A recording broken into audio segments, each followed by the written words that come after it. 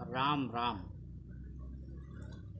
सर्व पाप विशुद्धात्मा श्री गुरोः पाद सेवनात् देहि ब्रह्मपदे तस्मात् तत्कृपार्थम वदामि ते। श्री गुरु की महिमा में संसार में विशेष करके भारत भूमि में बहुत प्रकार की विशेषताएं और गुणगान किए गए हैं। इस श्लोक का अभिप्राय यह है कि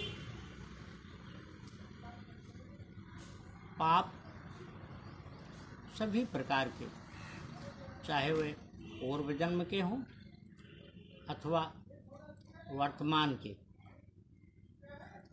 श्री गुरु के चरणों का स्मरण करने मात्र से वह सब नष्ट हो जाते हैं। गुरु के चरणों की कृपा प्राप्त होने के उपरांत कोई भी ब्रह्ममय हो जाता है और वह स्वयं में ब्रह्म का अनुभव करने लगता है। वास्तव में हम सभी ब्रह्म के ही अंश हैं, किंतु हमने इस तरफ अधिक ध्यान न दे करके स्वयं को ब्रह्म से अलग कर लिया है। हम इस प्रवृत्ति के होते चले गए हैं कि हम देवता से सभी प्रकार की आकांक्षाएं तो करते हैं, लेकिन देवताओं के जो गुण कर्म बताए गए हैं उनका अनुसरण करने के यत्न से बचते हैं। यह श्लोक कहता है कि गुरु वह है जिसकी कृपा पाने के लिए देवता भी आतुर रहते हैं, लालायित रहते हैं। गुरु कृपा प्राप्त करने का यहाँ अभिप्राय सिर्फ जीवन को सुसंगत बनाने के यत्न के रूप में है। जीवन के अभीष्ट को प्राप्त करने के रूप में है। गुरु वह एकमात्र साधन है इस भौतिक युग में जो किसी भी व्यक्ति को, वह चाहे किसी भी प्रकार से संकट या बाधा में हो, गुरु की कृपा प्राप्त होने के उपरांत उसका स्वरूप एकदम से चमत्कारिक ढंग से बदल जाता है और वह गुरु के चरणों में नत होकर अहंकार से तो मुक्त होता ही है। उसकी स्थिति ऐसी हो जाती है कि वह विश्वास को अपने अडिग रख करके सदियों कर्म पथ पर निरंतर आगे बढ़ने के लिए प्रेरित होता है। ज्ञान की, विज्ञान की, ध्यान की और अनुसंधान की जो कोशिशें हैं, जो प्रयत्न हैं, जो मानवीय प्रवृत्तियां हैं, यह आज से नहीं शुरू हुई। ऐसी मान्यता है कि सनातन काल से ऐसा होता आया है। आज के इस भौतिक जगत में जबकि मनुष्य आजीविका के संदर्भ में बहुत व्यस्त हो गया है, उसका जीवन आपाधापी और भौतिकता में ही व्यतीत हो रहा है, फिर भी उसको शांति की महत्ता तो है, शांति की आवश्यकता भी है।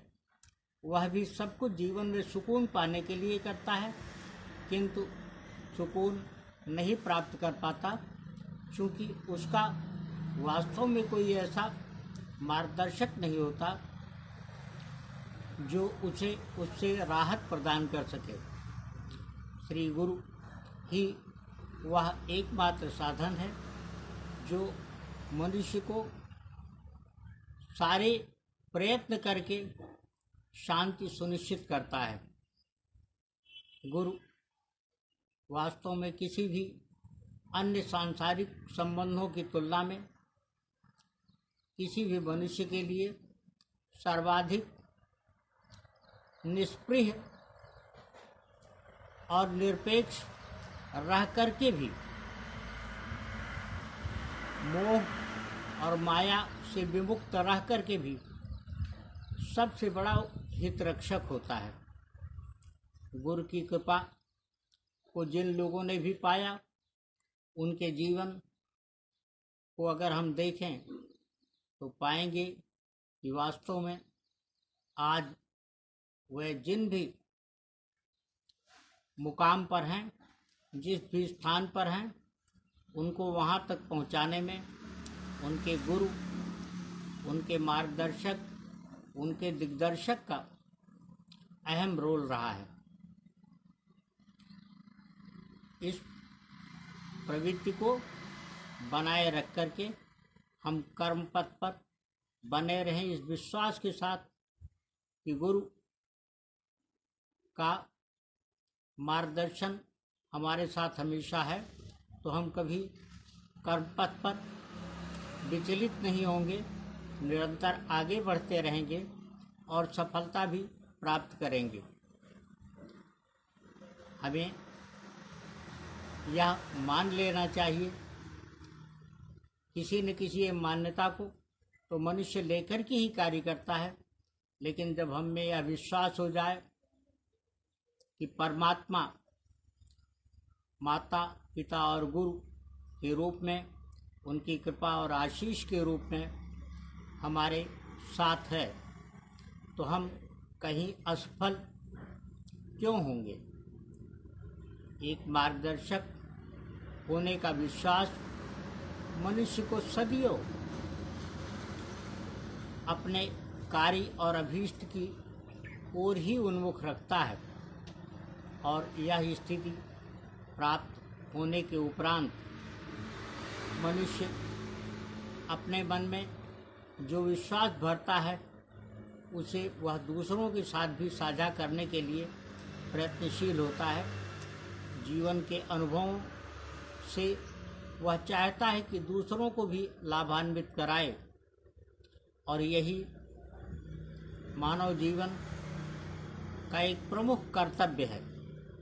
हम आज जो कुछ भी जानते हैं, वह अपने मार्गदर्शकों, वो चाहे माँ बाप के रूप में रहे हों या गुरु के रूप में रहे हों, या हमने समाज में पुस्तकों के जरिए या अन्य प्रकार से जो कुछ भी अर्जित किया है, वह सब उन ज्ञानियों का, विज्ञानियों का, महर्षियों का, संतों का ही रहा है, उन्हीं की ही देन है। संत परंपरा में मान्यताएं अलग नहीं हैं। सभी लोग यह जानते हैं कि आज वे जो कुछ भी कर रहे हैं, उसके पीछे कोई न कोई विचार अवश्य है। हम विचारों को प्राप्त करके जब उनका निहितार्थ स्वयं खोजने का यत्न करें, तो यह ज्ञात कर पाना, यह तलाश कर पाना और अंतिम तौर पर उसे प्राप्त कर पाना कठिन नहीं है, जिससे हम जीवन को अधिक सुगम बना सकते हैं, अधिक सहजता के साथ जी सकते हैं, जो वास्तव में जीवन के मोक्ष के लिए बहुत आवश्यक है।